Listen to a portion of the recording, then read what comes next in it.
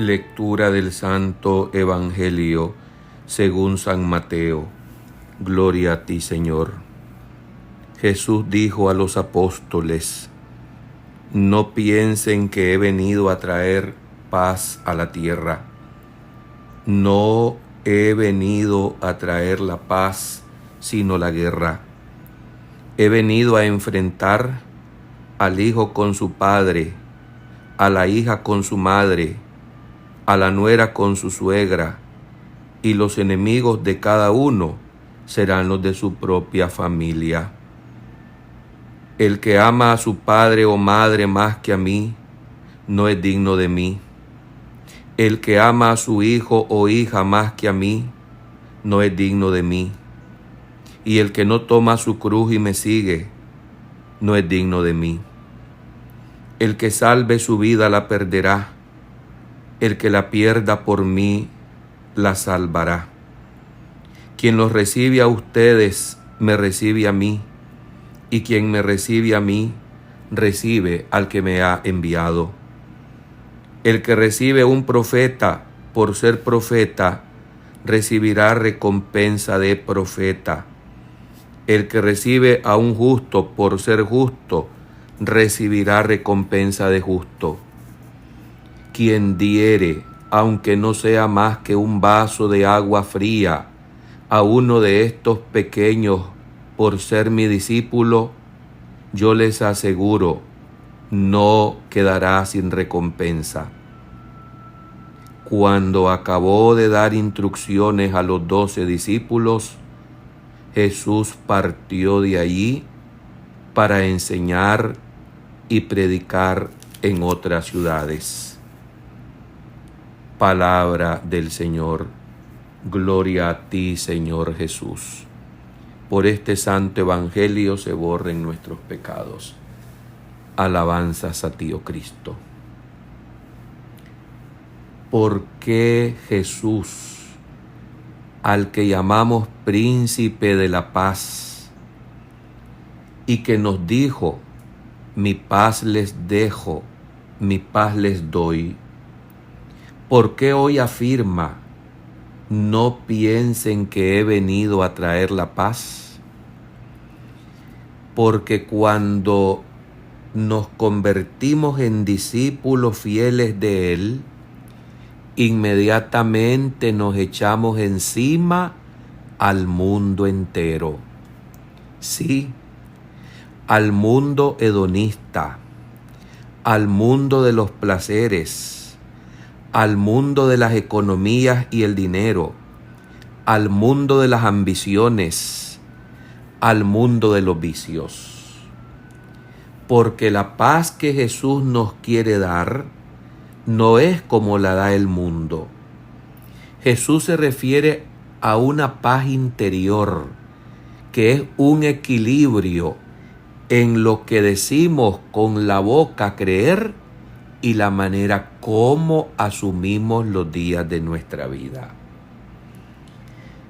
La paz que trae Jesús entonces no es como la paz que promueve y entiende el mundo. La luz para entender esto la podemos encontrar en la parábola de la perla, aquella que nos dice que el que ha descubierto la perla preciosa lo deja y lo suelta absolutamente todo para quedarse con ella. Y por supuesto que esto conlleva limpieza de nuestra vida. Inmediatamente va a surgir la polarización, porque significa enfrentarnos a las riquezas materiales, a aquello que el mundo nos está constantemente promoviendo y queriéndonos meter por todos los sentidos. Definitivamente la primera guerra que enfrentamos es con nosotros mismos. Nuestras apetencias, comodidades, intereses egoístas, No es fácil soltar estas cosas para convertirnos en verdaderos discípulos de Cristo. Para nosotros la palabra paz significa tranquilidad, pero para Jesús es una plenitud con combates. Como todo gran don de Dios, se recibe y se conquista. Y esto muchas veces con lágrimas, con sufrimientos, con dolores. Pensemos, por ejemplo, las jóvenes que dejando sus familias para irse a una vida religiosa, a un convento, y les toca también incluso soltar hasta su ciudad, sus países. Los religiosos que tienen que renunciar a sus raíces, a sus costumbres, para ir a seguir a Jesús, a anunciar el reino de Dios. Eso cuesta. Cuando dejamos la familia y nos metemos al seminario, y donde muchas veces pensamos que vamos a encontrar el cielo en la tierra, y resulta que lo que encontramos es un pequeño infiernillo, donde nos toca tener que estar luchando contra las tendencias del egoísmo, del carrerismo, de la impiedad, de la falta de devoción, donde se nos explican hoy en día situaciones torcidas, teologías desviadas. ¿Cómo no vamos a estar viviendo una guerra constante contra estos que asedian la auténtica y sólida doctrina de Cristo? Allí de verdad, hermanos, enfrentamos serias batallas, pero uno esto lo debe de hacer confiando únicamente en el Señor. Por otro lado, no olvidemos que hemos sido ungidos como profetas en medio de este mundo. Y esa unción es de todos porque nos ha sido dada en el día de nuestro bautismo. Yo quisiera que nos preguntemos, ¿tenemos conciencia de nuestra dimensión profética? ¿Qué significa esto? Precisamente es la temática que ilumina esta semana con lo del pasado domingo que meditábamos. El profeta, hermanos, el profetismo conlleva muchas veces hacer lo que no queremos hacer, en decir lo que nos da incluso miedo decir. Muchas veces, y escuchen bien, es a empujones, a regañadientes, en contra de nuestra voluntad. Es más, ¿cómo no vamos a tener una guerra con nosotros mismos cuando nos sentimos atados a tantas dependencias materiales, afectivas, que muchas veces anteponemos erróneamente a lo primero que tiene que ser el amor a Cristo Jesús? Por eso, cuando ejercemos el profetismo movidos por la fuerza del Espíritu Santo, no pocas veces lo hacemos muertos de miedo, conscientes de nuestra incapacidad, de nuestra indignidad y de los peligros a que nos exponemos a que nos corten el cuello en este mundo. Esto no es tener paz. Esto es hacernos la guerra a nosotros mismos para poder alcanzar la perla preciosa que es Jesucristo y su reino. También enfrentarnos contra las ideologías, contra el relativismo, contra un reino de las fuerzas del mal que se ensaña cada vez más en las ovejas y que les pretende apartar del camino del bien. Esto es vivir en una guerra constante. Esto es no darnos cuartel ni descanso, sino también vivir constantemente lejos de lo que se considera la paz y la tranquilidad. Definitivamente que ser discípulo de Cristo cuesta mucho, porque significa negarnos a nosotros mismos, ir soltando las dependencias que cada vez nos amarran más, ir renunciando a las ambigüedades y las cobardías que no pocas veces nos meten miedo para callarnos. Hermanos, amar a Jesucristo significa soltar las amarras que tantas veces nos cuesta soltar, y mientras no lo hagamos, no seremos dignos de Él. Por eso nos recuerda el primer mandamiento en esta enseñanza del Evangelio de hoy. El que ama más a su padre, a su madre, más que a mí, no es digno de mí. El que ama más a su hijo, a su hija, a su parentela, a sus amigos, más que a mí, no es digno de mí. Y escuchemos bien lo que dice aquí el Señor. El que salve su vida la perderá, y el que la pierda por mí la salvará. ¡Qué paradoja! ¡Qué contradicción! ¡Qué diferencia! ¡Qué contracorriente a lo que el mundo nos promueve y nos presenta! ¿Qué significa querer salvar la vida en este mundo? Poner nuestras aseguranzas en los bienes materiales, en muchas personas que hemos confiado y que aún con testadurez seguimos insistiendo a hacerlo más cuando hemos recibido traiciones que sangran y duelen. ¿Qué significa perder la vida por Cristo? Significa asumir el desprecio como Él lo asumió. Significa vivir en la entrega generosa de quienes tenemos la obligación de iluminar y de llevar a puerto seguro de salvación, aunque nos den patadas y nos muerdan las manos. Así es, significa predicar el Evangelio, aun cuando nos cierren las puertas en las narices o cuando nos llamen a nosotros ridículos y pasados de modas. Ojalá Dios quiera que entendamos qué significa esto que nos dice Jesús hoy en el Evangelio. No piensen que he venido a traer la paz. Porque la primera guerra es la que vivimos en nuestro propio interior, ya que no podemos servir a dos señores.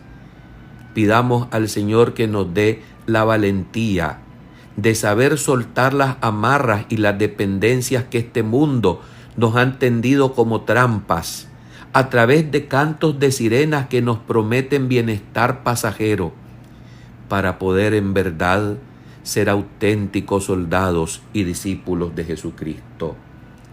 Soltemos todo aquello que nos impide realmente ser apóstoles y discípulos del Señor. El que ama algo más que yo no es digno de mí. ¿Amamos realmente a Jesús? No se trata de no amar ya. No podemos decir ya no puedo amar a nadie. No, sino de amar dentro de un amor que exige sacrificar todos los obstáculos. Vivimos esta intensidad a precio de opciones, a veces crucificantes. Así nos lo dice el mismo Jesús. El que quiera conservar su vida, la perderá.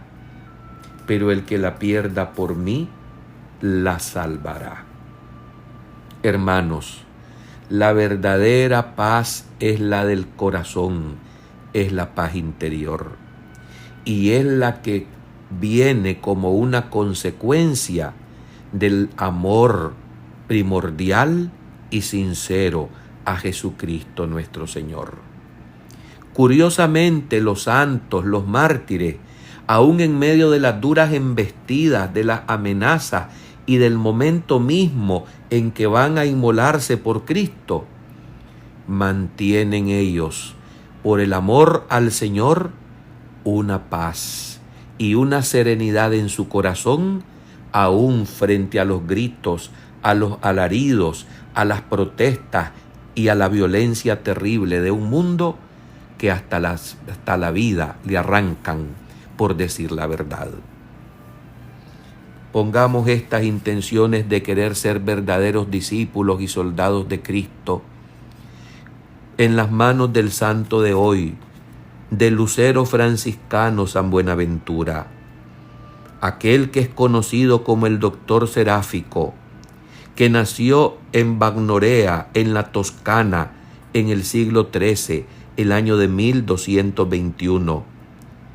A este santo primero se le impuso el nombre de Juan, pero luego se lo cambió nada menos que el seráfico San Francisco de Asís, quien, respondiendo a los ruegos de la madre de este niño, al rezar por la recuperación del pequeño Juan por su salud de una grave enfermedad, y vislumbrando el seráfico Francisco la futura grandeza de aquel niño, exclamó: «Oh, buena ventura». A la edad de los 22 años, el doctor seráfico entró en la orden franciscana. Habiendo hecho sus votos, fue enviado a París a terminar sus estudios, ya que era una verdadera lumbrera, con dones y talentos en su inteligencia extraordinario. Recibió el grado de doctor junto con su gran amigo, Santo Tomás de Aquino, del cual se hizo amigo íntimo en París. Así, a los 35 años de edad, fue elegido general de su orden y restableció una perfecta calma donde la paz se había alterado por disensiones internas. Sí, hermanos, siempre en las cosas de Dios y de la Santísima Virgen María asedia Satanás, el demonio. Siempre estará buscando y provocando cómo alterar y robar la paz. De ahí que también estamos llamados a ser soldados, a enfrentar esas guerras y a lograr la serenidad y la paz solamente en el auténtico ejercicio del discipulado cristiano. Como hizo San Buenaventura, a quien hoy recordamos, que trabajó mucho en medio de duras dificultades por la calma y la paz de su orden, y escribió este santo la vida del fundador de San Francisco. También tuvo el privilegio de asistir al traslado de las reliquias de San Antonio de Padua. Este hombre luminoso, orgullo de la familia franciscana y de la Iglesia Universal, fue nombrado arzobispo de York por el Papa Clemente IV. Pero él le rogó humildemente que no lo obligara a aceptar tal dignidad. Pero fue Gregorio X quien lo obligó a aceptar no solamente el episcopado, sino otra dignidad mayor, la de cardenal y obispo de Albano, una de las 6 sedes sufragáneas de Roma. Pidamos a estos santos que nos ayuden a ser soldados fieles, que enfrentemos tanto las tormentas y las guerras de afuera como las de adentro, con la misma santidad que ellos lo supieron hacer, bajo la acción de aquel que fabrica y hace los santos, el Espíritu Santo. San Buenaventura, San Francisco de Asís, Santo Tomás de Aquino, San Antonio de Padua, todos los santos y santas de Dios, rueguen por nosotros. Amén.